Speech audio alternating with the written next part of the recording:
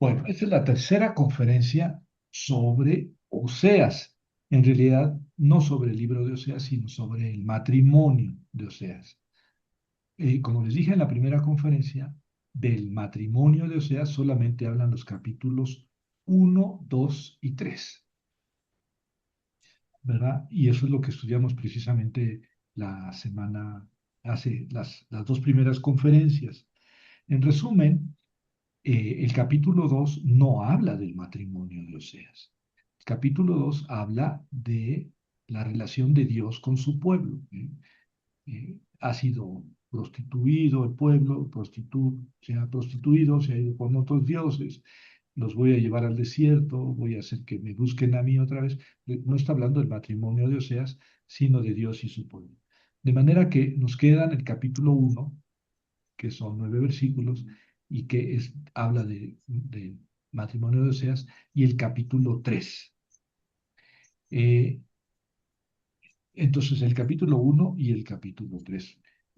Juntos esos dos capítulos, pues tenemos aquí varias teorías. Si los leemos tal cual están, pues entonces el capítulo uno se casó con una prostituta, tuvo 3 hijos, y luego en el capítulo 3 dice, ve y cómprate a una mujer, toma una mujer que ama a otro, etcétera, y él se compra a la mujer. Entonces podríamos pensar que es el mismo matrimonio, ¿verdad? Y que es el mismo matrimonio. Entonces, eh, se puede todavía novelizar más, porque habría que relacionar esos dos datos del capítulo uno con del capítulo 3. Ah, bueno, sí que la mujer se casó con él, tuvo 3 hijos, pero luego se volvió a prostituir. Ah, y entonces se tuvo que vender como esclava y ya la compró Oseas otra vez. Bueno, eso es lo que no dice el texto y que habría que añadir para que se tratara del mismo matrimonio, ¿verdad? Una historia que sería una historia terrible, ¿no? Dios le pide que se case con una prostituta y tiene 3 hijos con ella, la mujer se prostituye otra vez, lo abandona, se vende como esclava y luego se va y la compra como esclava. Y sería un poco terrible la historia. Pero muchos autores piensan que es un solo matrimonio. Y a esto habría que añadir que, eh, en el capítulo 2 se trata de la prostitución del pueblo y que se le llama la esposa de Yahvé y se puede trasladar lo que se dice entre Yahvé y su pueblo al matrimonio de Oseas, esto en el capítulo 2. Y entonces ya se hace, digamos, una novela más completa. Se casó con una prostituta, tuvo 3 hijos y luego esta mujer se hizo adoradora de Baal y se hizo prostituta sagrada y él la va y la rescata del lupanar donde se ha tenido que meter porque la ama y digamos, la redime. Y entonces se hace toda una narrativa que no corresponde, sin embargo, con los datos concretos, ¿verdad? Porque, insisto, en el capítulo 2 no se habla del matrimonio de Oseas, se habla de la relación de Yahvé con su pueblo. Y entre el capítulo uno y el capítulo 3 habría que suponer que es la misma mujer que se volvió a prostituir y que ya, o sea, la fue a rescatar. Eso no está dicho, eso habría que suponerlo. Entonces, es la primera interpretación, que es un matrimonio y que hay que entenderlo así, llenando los huecos, ¿no? La siguiente interpretación es que se trata de dos matrimonios. Sí, el primero es que es diferente. Ve y cásate con una prostituta. Y entonces él se casa con una prostituta y tiene 3 hijos, ¿verdad? Y ya, pues, prácticamente ahí están los nombres simbólicos de los 3 hijos. Y luego en el capítulo 3 es ve y cásate con una adúltera que es esclava. Entonces la compra, la rescata y se casa. Bueno, no, no dice que se case con ella, pero se sobreentiende, ¿no? Yo fui y la tomé. Pero entonces nada indica que es la misma mujer, ¿no? Entonces ahí se trataría, según esa interpretación, de dos matrimonios sucesivos, ¿verdad? Es lo, digamos que la historia tal como está contada, más bien tiende a eso. Son dos matrimonios diferentes. Y ya ustedes pueden leer a autores de hace 500 años y algunos dicen que es un mismo matrimonio, ¿no? Y otros dicen que son dos matrimonios diferentes. Eh, Mi idea, junto con otros autores, es que se trata de un matrimonio y de ese matrimonio lo que sabemos es lo que dicen los primeros 5 versículos del capítulo 3, que se casó con una esclava, la compró, digamos, la purificó, él se purificó y después ya hicieron matrimonio. Es todo lo que sabríamos. Y esta es la historia de Oseas, porque miren, eh, la historia personal de Oseas, de su matrimonio, ¿qué tiene que ver para Israel entero? ¿Qué importancia tiene para Israel? La importancia es simbólica. Y entonces al matrimonio de Oseas, que se casó con una esclava a la que compró, digamos así, se sobrepone la interpretación de Dios escogió a un pueblo que era esclavo en Egipto. Dios lo rescató, se lo llevó al desierto, le prometió una tierra y le dio la tierra, pero esta mujer, este pueblo ha sido infiel, ha coqueteado con otros dioses y Dios es un Dios celoso que castiga al pueblo, ¿no? Lo amenaza con castigos. Y finalmente se lo castigó. Y esa historia se genera el capítulo 1, que dice directamente cásate con una prostituta, porque le dice cásate con una prostituta y ten hijos de prostitución. Bueno, pues, se casa con una prostituta y tiene hijos de prostitución, pero pues si son sus hijos ya no es prostitución. O sea, ahí es donde ve uno que esa historia del capítulo 1 no está bien contada. Cásate con una prostituta y ten hijos de prostitución. Si es mi esposa, si me caso con ella, pues ya no son hijos de prostitución, ¿ven? Porque mi pueblo, ta, ta, ta. Entonces, ahí lo importante no es la historia, o sea, si esa prostituta, sino el pueblo. Y en mi punto de vista lo resumo así. El capítulo 3, versículos 1 a 5, es el que más nos habla sobre la vida matrimonial de Oseas. Se casó con una mujer a la que él rescató de la esclavitud. Y eso sirvió como comparación, como símbolo, como imagen del amor de Dios por su pueblo. Y de ahí viene todo lo demás. Bueno, esta es la interpretación, grosso modo, como la he venido exponiendo en las dos conferencias anteriores. Ahora voy a retomar un poco el contexto histórico, porque vamos a ver cómo en Oseas se refleja el contexto histórico, en el resto del libro de Oseas se refleja el contexto histórico y luego también Oseas hizo escuela, es decir, repercutió, influyó en Jeremías, en Ezeías, en Ezequiel, nada menos que los tres grandes profetas mayores. Y vamos a leer algunos textos de esos profetas que retoman la idea de Oseas, pero no del matrimonio de Oseas, no, no, la historia de de Dios como esposo de su pueblo. Esa idea tuvo mucho éxito y la retomaron, y yo creo que estos tres grandes profetas la retomaron en el sentido en que la utilizó Amós, ¿verdad? Dios es como esposo para un pueblo que es infiel, pero es un esposo amante que perdona las infidelidades, que corrige, que castiga, pero que perdona. Eh, Entonces vamos a ver un poquito el contexto y luego vamos a leer eh, algunos textos de Isaías, Jeremías, Ezequiel y del mismo Amós, ¿verdad? Entonces, miren, como ya lo habíamos visto, Oseas es un profeta que profetizó en el norte de Israel después de la división del reino, este, en el siglo VIII. bajo el reinado de Jeroboam segundo.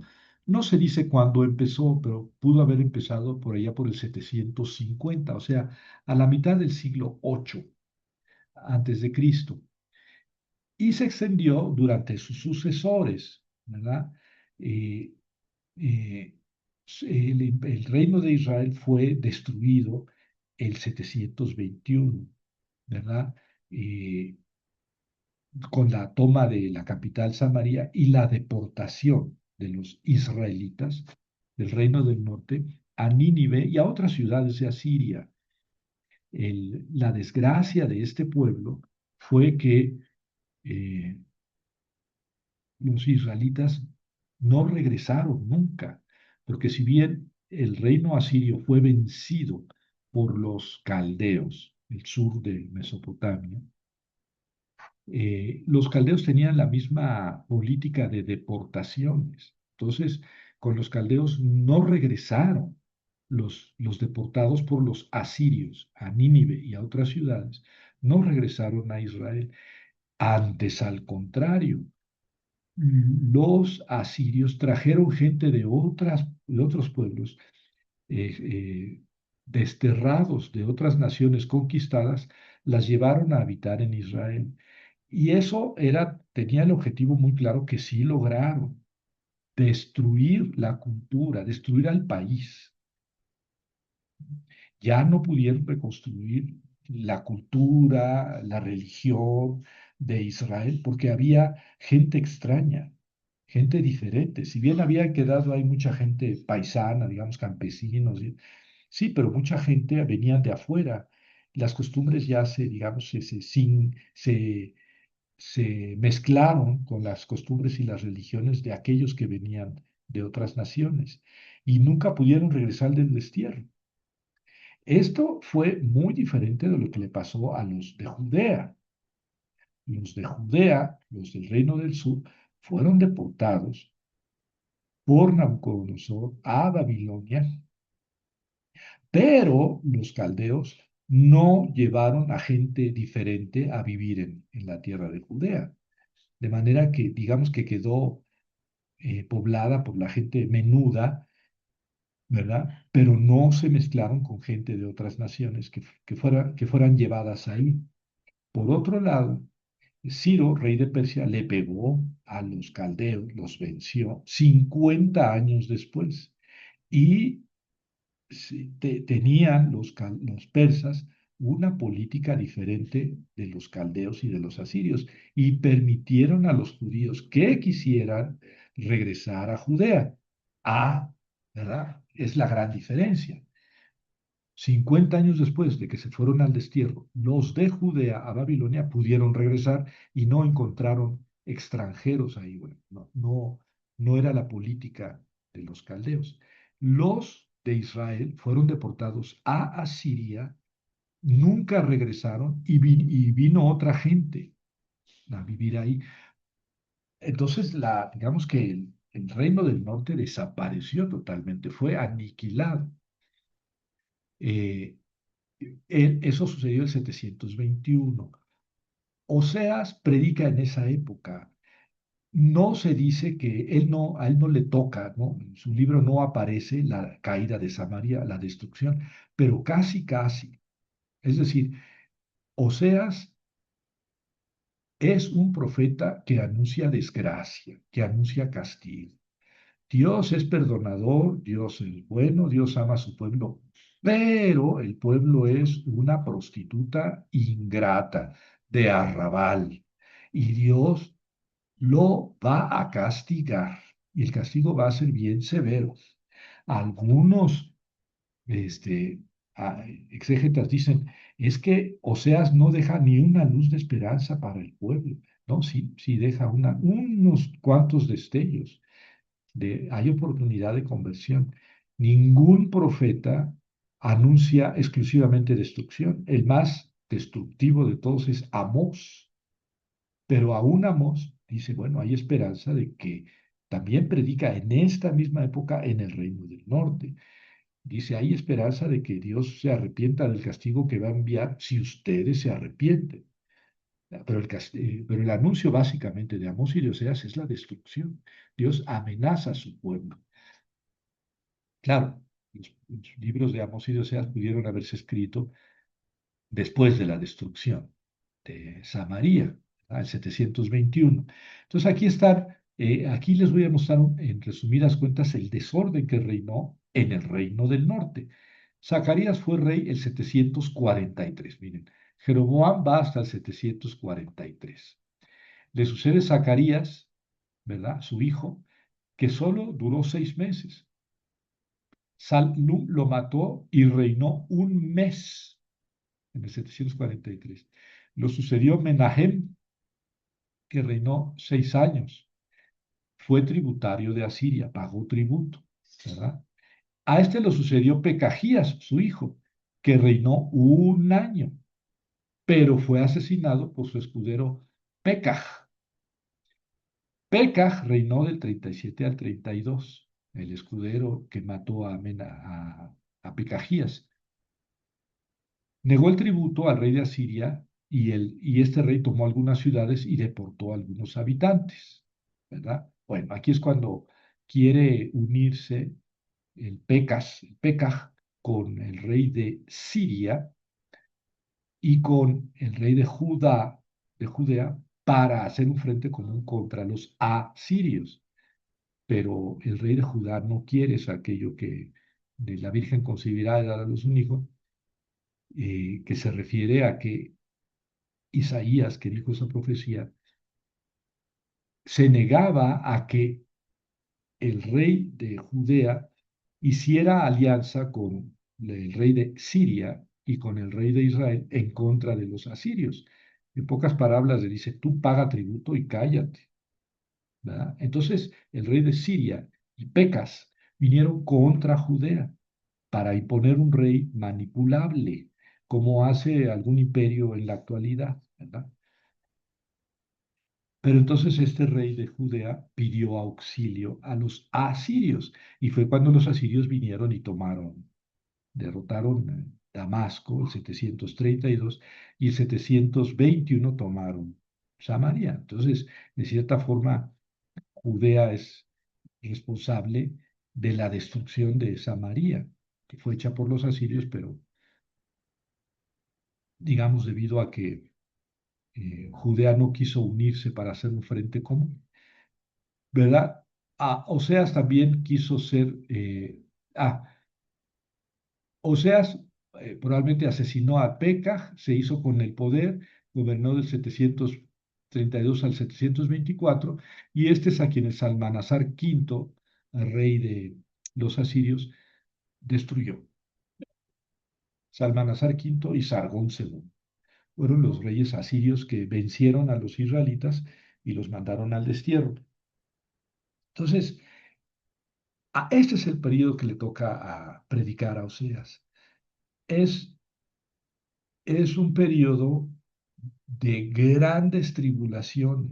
Vean cuántos reyes se matan unos a otros. Eh, Hay una gran inestabilidad política, porque también es una inestabilidad geopolítica, ¿verdad? Eh, pero Israel en el norte está más expuesto, está cerca de Siria y de Asiria. No quisieron pagar tributo, fueron más rebeldes y fueron destrozados. ¿Verdad? O sea, estas guerras de exterminio y de extensión territorial que estamos viendo en la actualidad, pues son la historia de la humanidad en realidad. Pero esto es lo que le toca precisamente a predicar a Oseas, ¿verdad?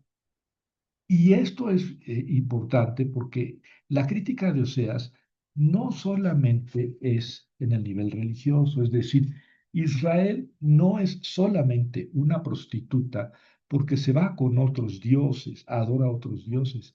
Esto en cierta forma ya no tiene tanta relevancia, sí, para Yahvé sí, porque Yahvé es un Dios celoso. Los voy a castigar porque andan con otros dioses.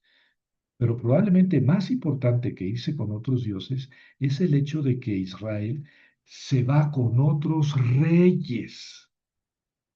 La, el mensaje de Isaías para que el rey de Judea no se uniera con el rey de Israel y el rey de Siria para enfrentarse contra los asirios fue Dios es el Dios de Judea y no va a permitir que el templo de Jerusalén sea destruido. Pues el mismo mensaje es el de Oseas, ¿verdad?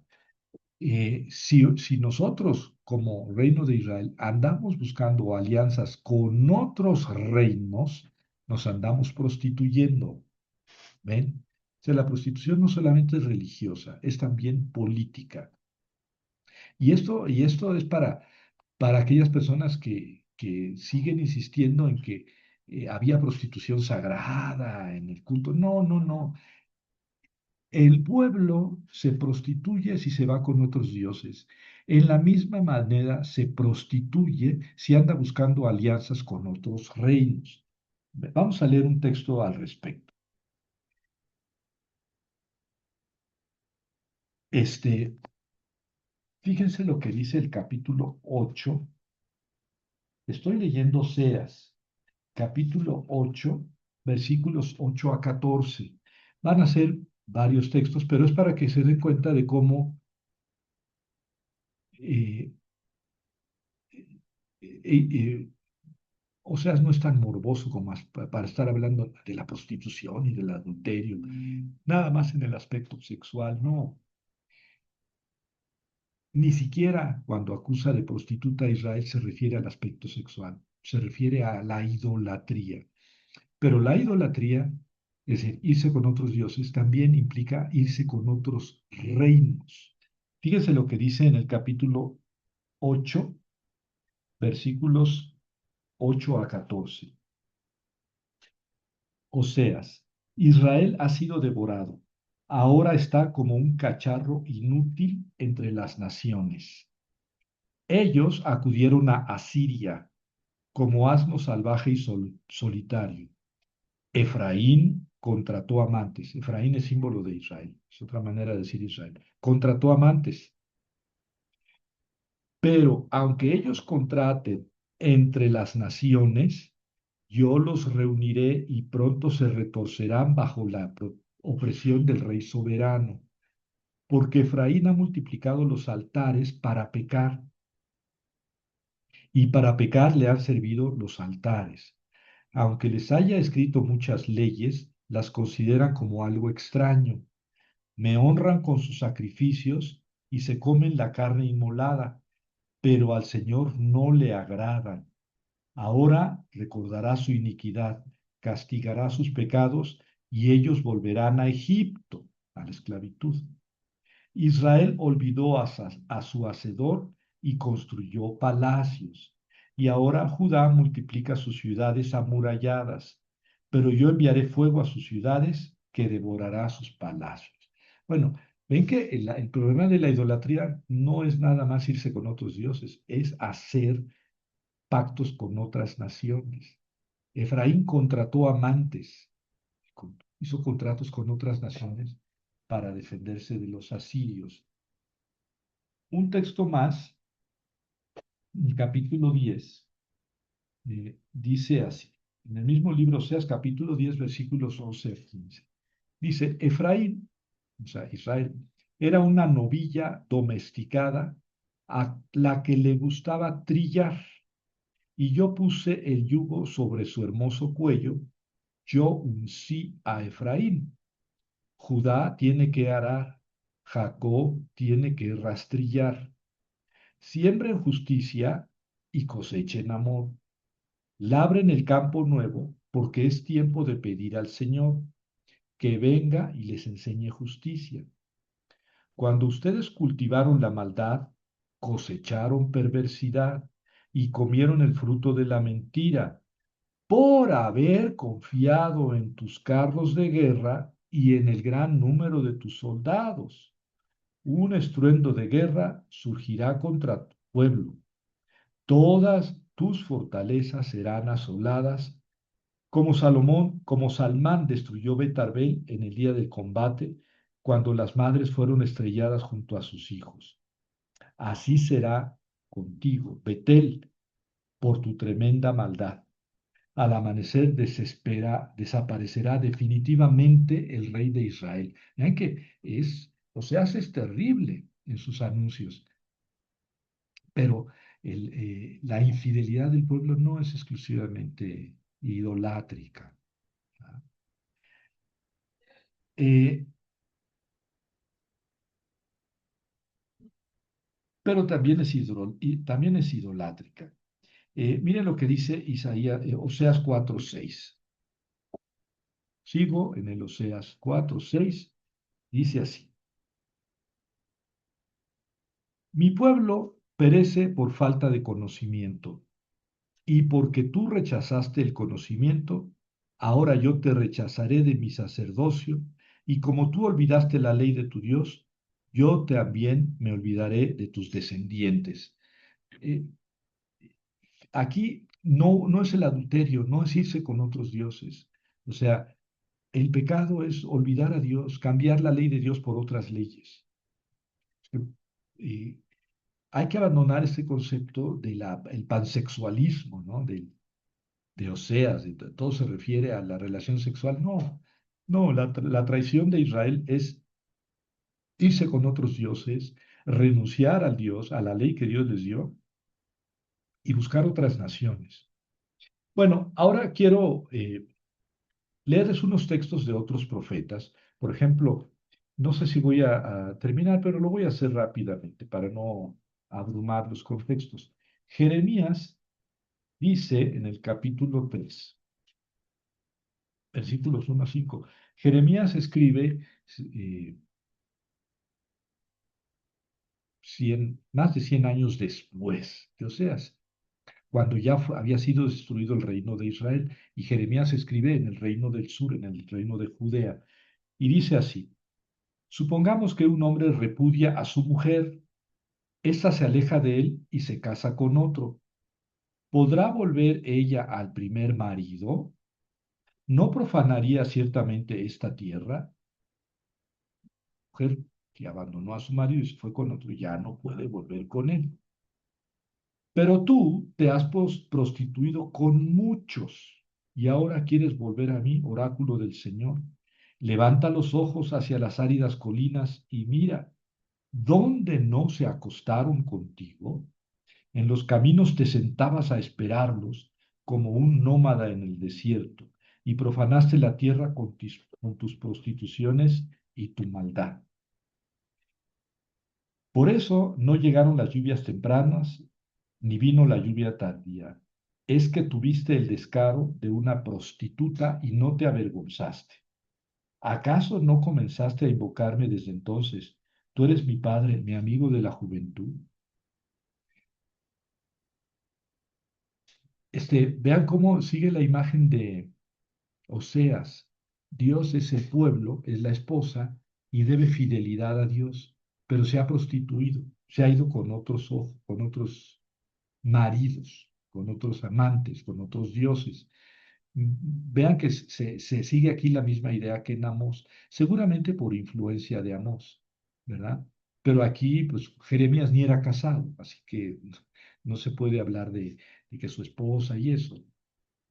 Eh, También en Ezequiel tiene probablemente el capítulo más dramático de toda la Biblia en este sentido, de la comparación de el amor de Dios como el amor matrimonial, o sea, el amor de esposo hacia su pueblo.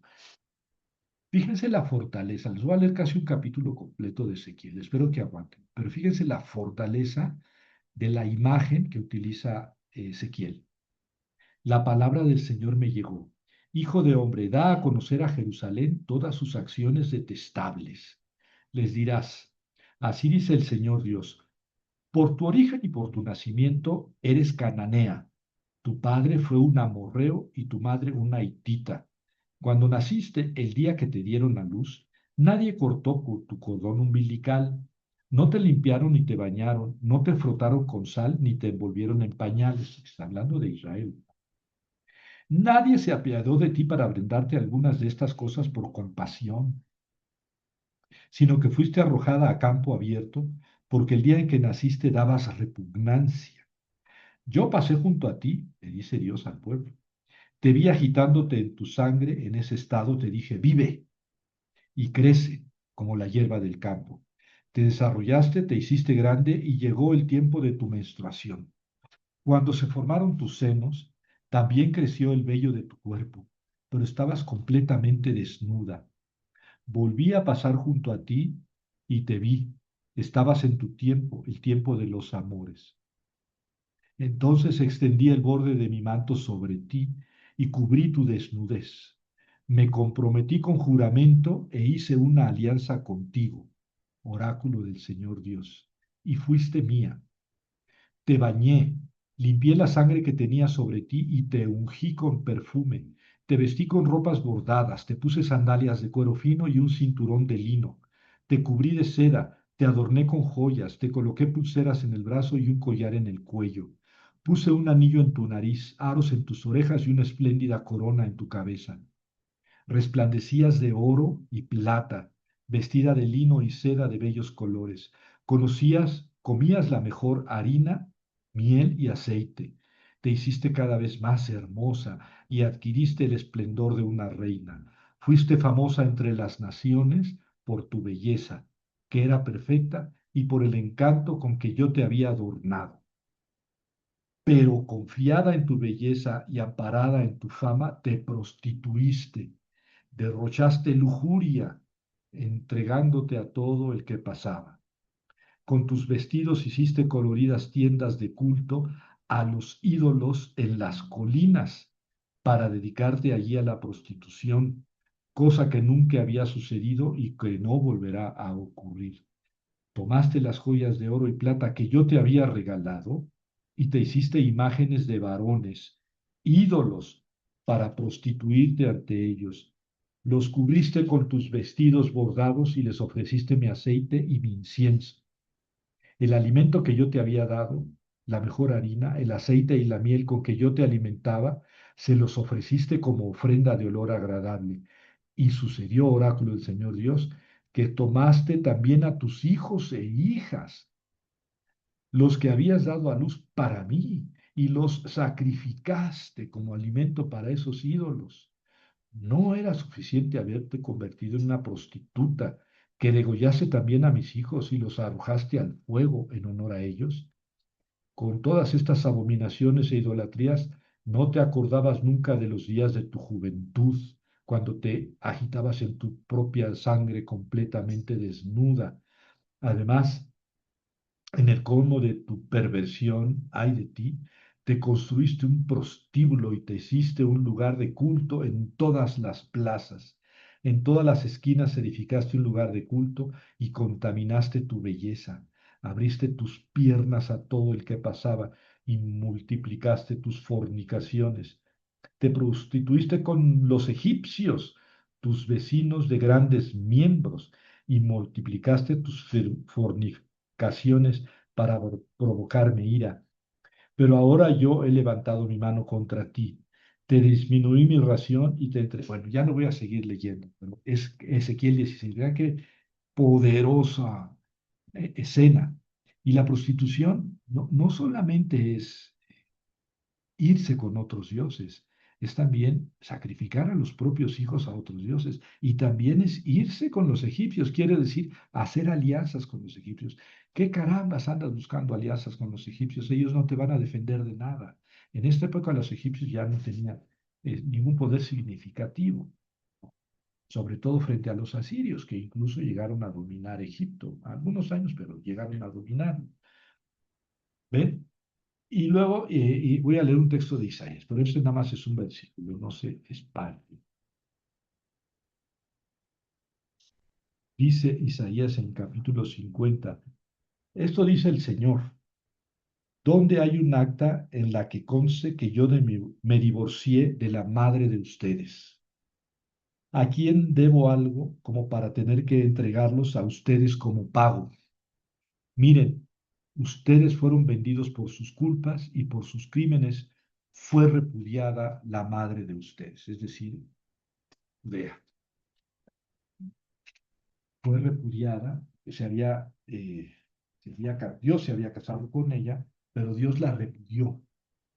Dios la repudió por sus crímenes. Bueno, como ven, aquí tenemos tres ejemplos, Jeremías, Ezequiel e Isaías, que continuaron con la imagen de Oseas. ¿Eh? Ya nada que ver del matrimonio de Oseas, que el matrimonio de Oseas tiene muy poco que ver, incluso en el libro de Oseas. No, la idea, eh, digamos, original de Oseas es que la relación de Dios con su pueblo es como la relación de un esposo con una esposa y exige fidelidad. Y cuando la mujer se va con otros, ¿verdad? El varón va a hacer lo necesario por rescatarla porque la ama, pero no más que lo necesario. Si no se convierte, la va a destruir. Y eso es lo que pasó con Israel. Por eso perdimos un poco de tiempo en hacer la reconstrucción del contexto histórico. Y eso es lo que dice Jeremías, y es lo que dice Ezequiel, y es lo que dice Isaías, los tres grandes profetas que comparan, pero la comparación no es solamente a nivel sexual, o sea, que Israel le deba fidelidad a Dios como su único Dios. No, también es que Israel se prostituye en la medida que se va con otros, con otras naciones, que hace alianza con otros dioses. Bueno, ahí está lo que yo quería mostrarles en esta última conferencia sobre Oseas. En resumidas cuentas, si ustedes leen el libro de Oseas, los tres primeros capítulos son los turbulentos que hablan sobre el matrimonio de Oseas. A partir del capítulo 4, esa famosa matrimonio se olvida y recogemos la relación de Dios con su pueblo. Y el pueblo como una prostituta, una esposa que se prostituye, cuando se va, cuando hace alianzas con otros dioses y cuando es idólatra. Y esta idea, decía yo la vez pasada, que seguramente contribuyó mucho a dignificar el matrimonio, porque el matrimonio en Israel siempre se permitió el divorcio, que el varón divorciara a la mujer, que tuviera varias esposas, que pudiera ir con concubinas, sí, pero cuando se pone como ejemplo el amor de Dios con su pueblo, como ejemplo de amor matrimonial, el amor matrimonial queda inmediatamente dignificado, ¿verdad? Es decir, el amor vale la pena, por el amor matrimonial vale la pena la lucha, incluso después de la infidelidad, ¿verdad? Sin que uno pueda meterse en los zapatos del cónyuge y obligarlo a nada, pero el amor va más allá y es paciente, ¿no? Sin embargo, ¿qué pasó con Israel? Que fue destruido. Así fue destruido. Por eso vimos el contexto histórico. Vino Salmanasar V y tomó Samaria, la destruyó y se llevó a los israelitas desterrados que ya no regresaron, ¿no? Por eso las advertencias son muy duras, las advertencias de Oseas. Y si se leen las advertencias de su contemporáneo, Amós, que también predicó en la misma época, son advertencias terribles, terribles. Los voy a destruir, los voy a castigar. Bueno, y esta imagen de la relación de Dios con su pueblo como un matrimonio, pues eso hizo mucha historia. Y luego pasó también al Nuevo Testamento, ¿verdad? Dios o Jesús como el esposo de la iglesia. Viene de Oseas.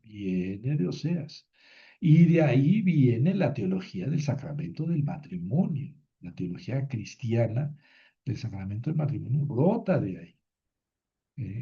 eh, Simboliza el matrimonio cristiano la unión de Dios con su pueblo, el amor de Dios con su pueblo. Entonces es una imagen que tuvo mucha repercusión en los profetas que siguieron, pero luego también en la teología. Cuando Dios se presenta como un Dios celoso, se está presentando como un marido celoso que no admite otros maridos al lado, ¿no? Es una imagen que es muy simbólica, que es muy fuerte. Bueno, hasta aquí mi conferencia de hoy. Me gustaría escuchar sus reacciones.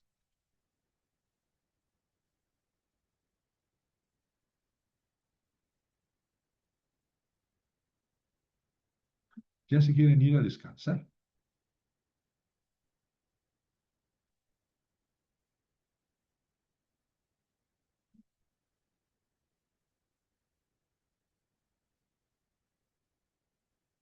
O sea que todo estuvo muy claro.